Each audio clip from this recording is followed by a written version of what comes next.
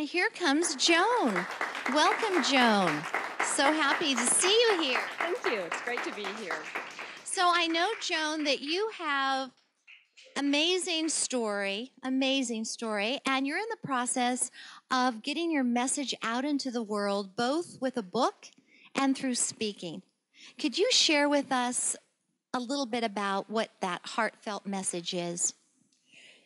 If I were to have just a few words to say about my heartfelt message, we're all within the circle of love, that nothing else exists, and there's no way that we can get out of it.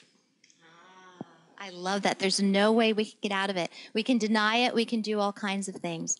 And so what is your book about? If you could just share a little bit about your book. Sure.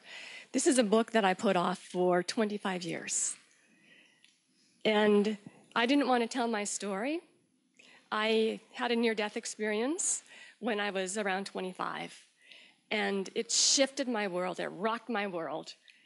And it was before we had a lot of communication about near-death experiences. For whatever reason, there's a lot of them happening, and I think that's by design. But I grew up in a very religious family who did not have the ability to comprehend what it was that I was talking about. And my desire to fit in with them and my former world outweighed my passion to bring my message into the world. So I put it off for 25 years until it got to the point where I could not put it off any longer. And so I call my book Shadow Dancing, and it's 3 parts of the book. So the first part is going to be about my near-death experience, and I had some downloaded information. I'm not saying that my message is the only message. It's just the one that is mine to share with the world. So as you know, I believe that it's all love, that there's no such thing as time. There's absolutely no such thing as death. I wish I would remember the time thing. Okay. Although it seems like there's never enough. I know. Absolutely, absolutely. And I call it shadow dancing because in my dance, in what I believe is our dance, love is the leader. And I spent a lot of time as a wallflower, afraid to get on the dance floor. And I think many people do. I work with many, many people. I've had the privilege to work as both a nurse and now as a coach in lots of areas.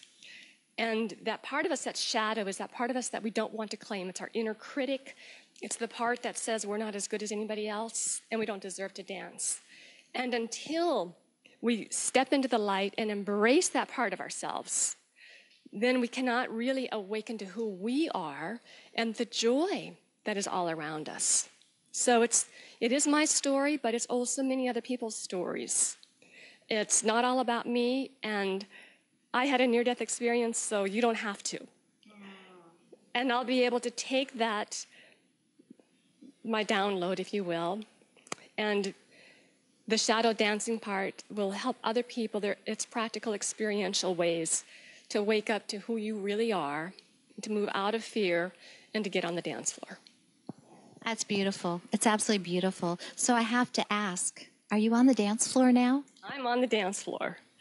Yes. And how do you, what is it that makes you on the dance, that you know that you're on the dance floor? Because you didn't even hesitate on that. I know I'm on the dance floor because I'm writing a story that I have been afraid to write.